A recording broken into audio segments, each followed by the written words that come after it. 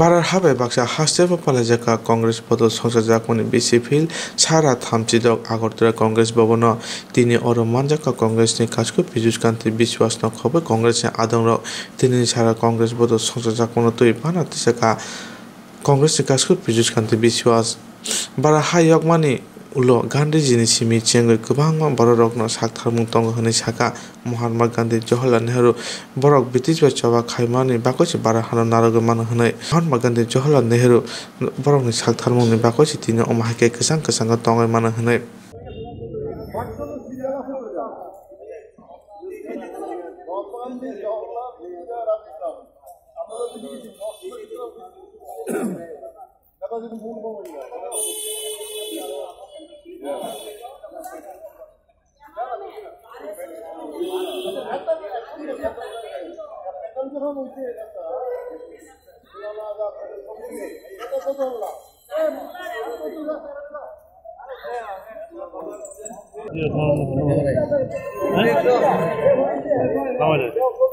আজকে ভারতের জাতীয় কংগ্রেসের 136তম প্রতিষ্ঠাতা দিবস।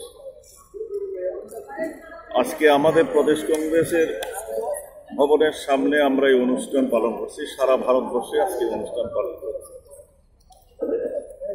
কংগ্রেস একটা ইতিহাস, সংগ্রামের ইতিহাস, ত্যাগের ইতিহাস, দেশাত্মবোধের ইতিহাস, সমাজকে সর্বশ্রেণীর মানুষকে একত্রে রেখে দেশকে এগিয়ে নিয়ে যাওয়ার একটা ইতিহাস।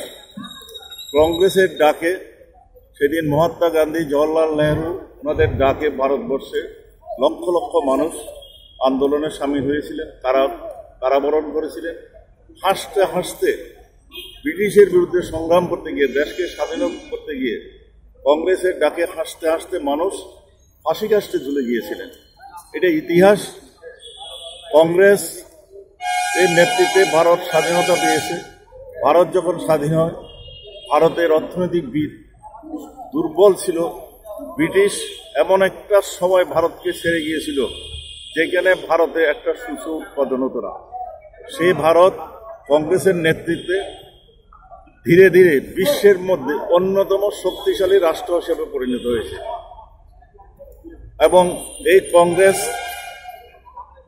বহু নেতৃত্বকে জন্ম দিয়েছে। মহাত্মা গান্ধী, জওহরলাল নেহরু, ইন্দিরা গান্ধী, রাজীব গান্ধী। আজকে ভারতবর্ষ যখন স্বাধীন হয়েছিল, জওহরলাল নেহরুর নেতৃত্বে যখন ভারতবর্ষ চলছিল, তখন ভারতবর্ষের বহু রকমের সমস্যা ছিল। কংগ্রেসের আদর্শে কংগ্রেস ভারতবর্ষের সমস্ত জাতপাত রাজনীতি না করে সবাইকে একসঙ্গে নিয়ে এগিয়ে নেওয়ার যখন চলার চেষ্টা করছিল, তখন ভারতের এই যে আরএসএস, যারা ব্রিটিশের হয়ে সেই দিন ভারতের স্বাধীনতার সংগ্রাম, যখন কংগ্রেসের নেতৃত্বে যখন স্বাধীনতার সংগ্রাম, ব্রিটিশের বিরুদ্ধে সংগ্রাম, সেই দিন আরএসএস ব্রিটিশের হয়ে ভারতবর্ষের এই স্বাধীনতা সংগ্রামের বিরোধিতা করেছিল। যার ফলে আমাদের সেই দিন জওহরলাল নেহরুর নেতৃত্বে সেদিন আরএসএসকে নিষিদ্ধ ঘোষণা করার ডাক দিয়েছিলেন। কিন্তু সেই দিন যদি আরএসএসকে নিষিদ্ধ করা হতো, তাহলে ভারতবর্ষে আজকে জাতপাতের যে রাজনীতিটা চলছে সেটা হয়তো হতো না। সেই দাবি সেদিন করেছিলেন সর্দার বল্লভভাই প্যাটেল, ভারতবর্ষের স্বরাষ্ট্রমন্ত্রী ছিলেন। আজকে বিজেপি যার বড় মূর্তি বানিয়ে ভারতবর্ষের মধ্যে মানুষকে বিভ্রান্ত করার চেষ্টা করছে, সেই সর্দার বল্লভভাই প্যাটেল নেহরুর কাছে দাবি করেছিলেন আরএসএস নামক যে সংগঠন সেটাকে নিষিদ্ধ করা, তাহলে ভারতবর্ষের সামনের দিনে বিপদ ডেকে আনতে পারে। কিন্তু জওহরলাল নেহরু উদারতার পরিচয় দিয়ে সেদিন সেটা করেননি। ভারতবর্ষে কংগ্রেস স্বাধীনতা সংগ্রাম করতে গিয়ে ভারতবর্ষে বহু মানুষ মৃত্যুবরণ করেছে। তার সঙ্গে আপনারা জানেন, এই স্বাধীনতা সংগ্রাম করতে গিয়ে আরএসএস, ভারত যখন স্বাধীন হলো, সেই তখন আপনার মহাত্মা গান্ধীকে আরএসএস গুলি করে হত্যা করেছে। পরবর্তীকালে ভারতবর্ষকে সংগঠিত এবং উন্নতির দিকে যখন নিয়ে যাচ্ছিল, বিশ্বের যারা ভারতকে হিংসার চোখে দেখত, তাদের মদতে ভারতবর্ষে প্রথম শহীদ হলেন ইন্দিরাজি। ইন্দিরাজি দেশকে সুসংগত রাখতে গিয়ে, ঐক্যবদ্ধ রাখতে গিয়ে নিজের বাসভবনে খুন হয়েছেন, দেশের জন্য আত্মত্যাগ করেছেন। পরবর্তীকালে একই পথে রাজীব গান্ধীকে হত্যা করা হয়েছে, দেশের জন্য প্রাণ দিয়েছেন।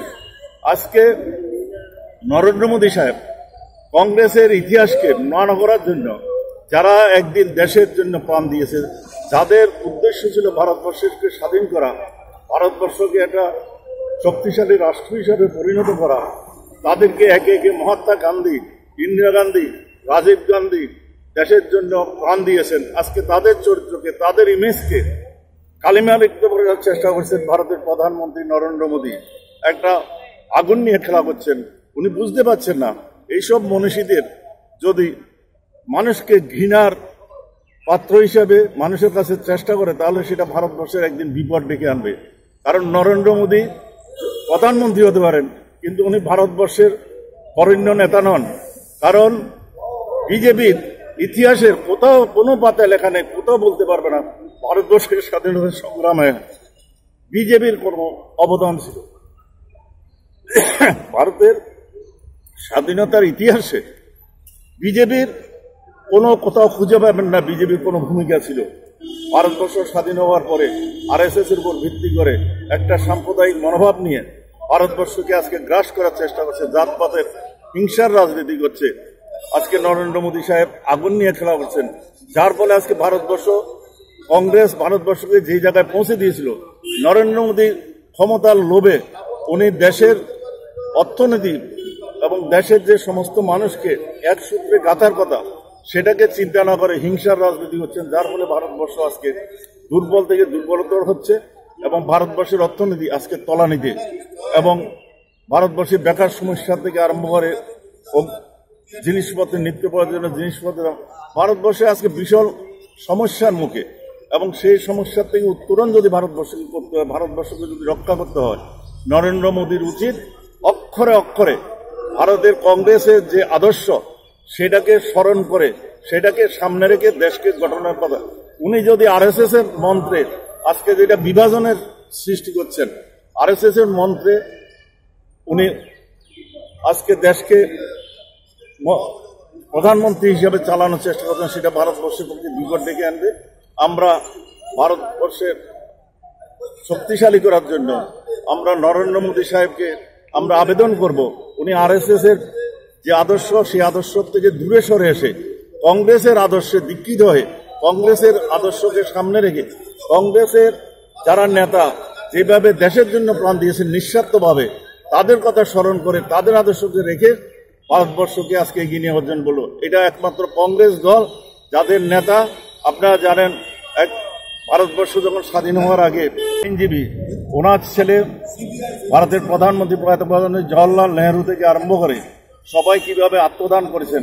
ভারতবর্ষের একমাত্র পরিবার যাদের সমস্ত সম্পত্তি, হাজার হাজার কোটি টাকার সম্পত্তি ছিল, ব্যক্তিগত সম্পত্তি, ওনারা সমস্ত সম্পত্তি দেশের নামে দিয়েছেন, সমস্ত সম্পত্তি দেশের সম্পত্তি করে দিয়েছেন, ওদের নিজেদের জন্য এক করা জায়গাও রাখেননি। যার ফলে ইন্দিরা গান্ধী যখন প্রধানমন্ত্রিত্ব যায়, উনি ভারতবর্ষে থাকার মতন কোনো জায়গা ছিল না। উনি ভূমিহীন হিসেবে ভারত সরকারের কাছে প্রার্থনা করেছিলেন ওনাকে এক প্লট ল্যান্ড দেওয়ার জন্য, কারণ ওনার থাকার জন্য। এই হলো কংগ্রেসের ইতিহাস। আর সে নরেন্দ্র মোদী যারা দেশের জন্য সমস্ত সম্পদ, সমস্ত স্বার্থ ত্যাগ করেছে, দেশের নামে লিখিয়ে দিয়েছে, একখণ্ড জায়গা যাদের বাস করার নেই, যারা একসময় ভারতবর্ষের সবচেয়ে ধনী পরিবার, সেই পরিবারকে কালিমা লিপ্ত করার চেষ্টা করছে। উনি জানেন এই গান্ধী, মহাত্মা গান্ধী, জওহরলাল নেহরু, ইন্দিরা গান্ধী, রাজীব গান্ধীর কথা যতদিন মানুষ স্মরণ করবে, যতদিন মানুষের কংগ্রেসকে ততদিন মানুষের মন থেকে ভুলানো যাবে না। সেই জন্য উনি ওনাদের নামে কালিমা লিপ্ত করার চেষ্টা করছেন। এটা ভারতবর্ষের মানুষ মেনে নেবে না। ভারতবর্ষের মানুষ এই গান্ধী পরিবারের ত্যাগ দেশের ইতিহাসে এটা সবাই জানেন। সুতরাং তার জন্য আমি বিশ্বাস করি ভারতবর্ষের মানুষ নরেন্দ্র মোদীর মতন একটা লোককে ভারতবর্ষের এই মসনদ থেকে, প্রধানমন্ত্রীর চেয়ার থেকে সামনের দিন হটাবে। এবং আমরা আজকে প্রতিষ্ঠাতা দিবসে ভারতবর্ষের কাছে মানুষের কাছে আবেদন করব, নরেন্দ্র মোদীর মতন একটা প্রধানমন্ত্রী, তাকে অবিলম্বে ভারতবর্ষের মানুষ যাতে সবাই জাগরিত হয়, তাকে যাতে ভারতবর্ষের এই প্রধানমন্ত্রীর চেয়ার থেকে তাকে বিতাড়িত করে, এই আবেদন আমাদের থাকে।